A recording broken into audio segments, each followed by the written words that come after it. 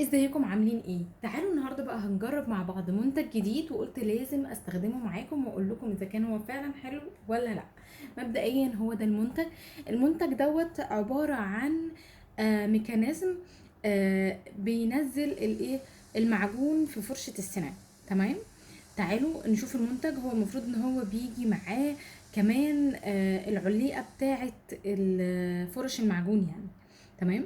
مبدئيا المنتج ده الشكل بتاعه المفروض ان هو بيجي هنا معاه دبل فيس، وبنلزقه على الحيطه كده، وجنبيه برضو الحامل بتاع الفرش بيتلزق برضو بدبل فيس على الحيطه. المنتج ده عباره عن بلاستيك. تعالوا نشوف هو بيشتغل ازاي، وهل هو فعلا مفيد وكويس وعملي ولا لا. مبدئيا هو المفروض ان هو بيشتغل هنا بالضغط. تمام. يعني المفروض ان انتي لما تضغطي هنا، تعالوا نفتح من بعض من جوه علشان نقدر ان احنا تفهموا معايا. المفروض ان انا اول ما بضغط هنا، دي هنا بتبقى عملية زي شفط كده.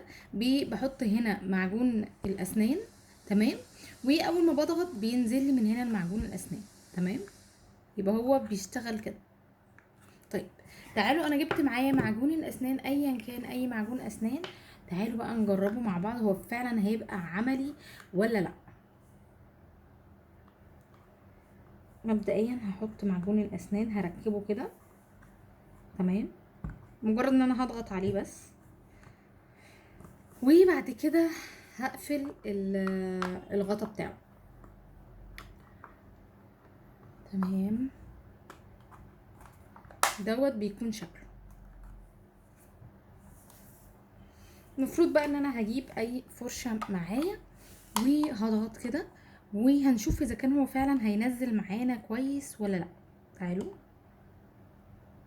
طبعا هو اول كام مره ممكن ما يشتغلش لان هو لسه امم هو لسه طبعا بيعمل زي عمليه شفط، بيشفط الهواء منه الاول بعد كده يدخل. تمام. تعالوا كده ندخل تاني.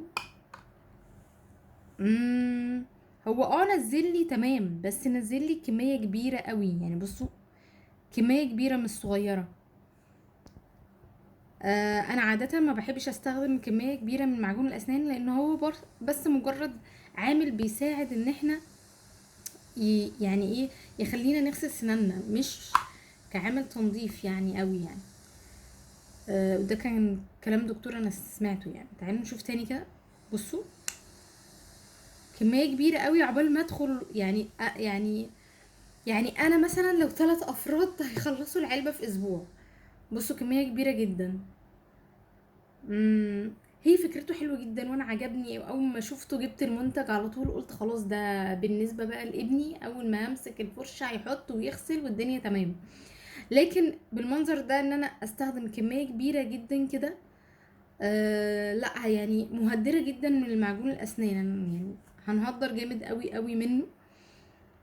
آه كان نفسي يكون بجد حلو، لان انا فعلا معجبه جدا بفكره المنتج دوت. ايا كان، ده كان رايي فيه ان هو يعني انا شايفاه عامه مش عملي. هو حلو جدا لكن بيهدر جدا في كميه الاستخدام بتاعت معجون الاسنان. لكن هو حلو جدا للناس اللي هي بتحب كميه المعجون الاسنان كبيره كده. تمام، هيبقى حلو جدا. لكن انا بالنسبه لي هدي طفل معجون كميه كبيره، ما اعتقدش ان هو كده هيبقى تمام يعني. فده رايي عامه في المنتج، واشوفكم في منتج جديد ان شاء الله.